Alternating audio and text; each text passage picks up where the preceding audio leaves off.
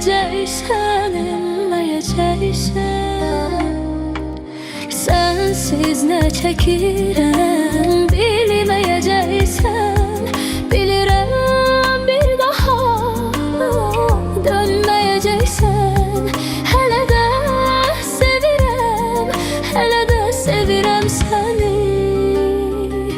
Bu bahar könlümə qəmi, oldum ne ya da bir gəmi. Çiçekler baharı sevdiği kimi hələ də sevirəm səni. Gedişinə yaman ağırmış ağır, kulağıma səslamadım çağırır. Üstümə qəm dolu yağışlar yağır, hələ də sevirəm səni.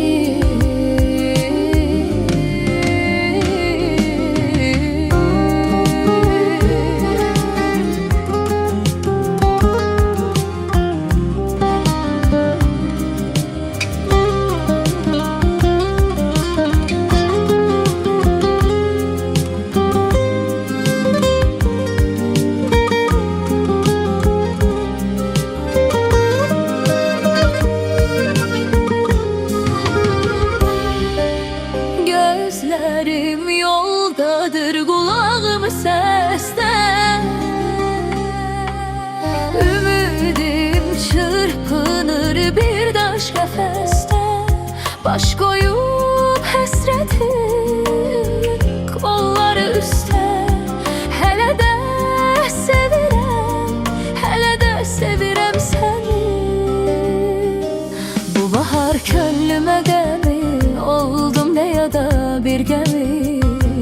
Çiçekler baharı sevdiği kimi hələ də sevirəm səni. Gedişinə yaman ağırmış ağır, kulağıma səslamadım çağır. Üstümə qəm dolu yağışlar yağır, hələ də sevirəm səni. Gedişinə yaman ağırmış ağır, kulağıma səslamadım çağır. Üstümə qəm dolu yağışlar yağır, hələ də sevirəm səni.